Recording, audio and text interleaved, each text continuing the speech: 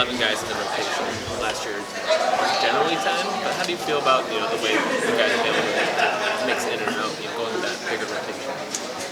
Yeah, I think the guys have been great. Most players, I'm sure, they probably all want to play 48 minutes and never come out. So, but given that there's going to be subs and we're going to play, like you said, usually 10. Now it's been 11 a couple nights. They've been great with whatever they've been given. Really just working well defensively, offensively, and it's the depth we've been talking a lot about as we kind of work our way through these first 6, 7, 8 games, whatever it's been. So we'll just probably be something similar tonight. What is DiVincenzo working for? Yeah, he does a lot of things. Some of the more obvious ones everybody sees, but I think the winning plays. He's a guy that plays with his physicality. He'll V-back and get a hit or a box out. He'll get tough defensive rebounds. He screens. He cuts well off the ball. All those, what I would say, kind of smaller things that aren't as obvious. And he's obviously shooting the ball well. He can get to the basket. A little more ball handling and things like that. So he and Sterling and really all the wings have been really great. From my seat, it looks like his shot's a little bit quicker, a little bit more compact. Just what did you guys have to focus on this summer? Yeah, I think his shot is improved, and I think just adjusting to the athletes and the defense and the game, and I think he's shooting from deeper. I don't know that he worked like everybody else did this summer, and to get into his details with play, but he did a great job. He had a great summer, and I think he's stronger too. I think he did a good job with his body.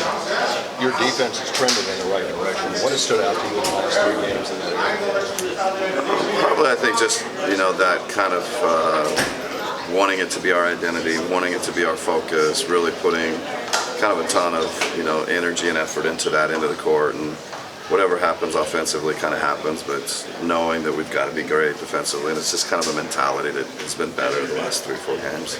I know Wes has struggled to really shot a little bit this year, but what have you seen from him in that starting? Yeah, I love the defensive toughness he brings. There's a little bit of an edge with Wesley. He's guarded great players for a long time, so I think he's seen a little bit of everything. I think he's going to make a lot of shots. He's just done it for his whole life. But I think the edge really kind of stands out to me, the toughness, and I think he brings some leadership. He's been in the league. He's confident. He's comfortable. And so he talks. I think his voice is good for that group. Look, obviously Kawhi's out tonight.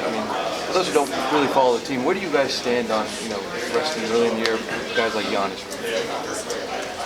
Well, what the Clippers and Coach Rivers and in this case Kawhi, what they do is kind of their business. I very much support organizations and teams have to figure out a way to manage a season, manage great players, manage minutes and bodies, and Giannis is as you mentioned is similar. We're very conscientious of how we can keep him healthy and keep him playing well, and being proactive and being aggressive is it's not just the Clippers. I think a lot of teams are considering and doing things to make sure really their whole roster is healthy.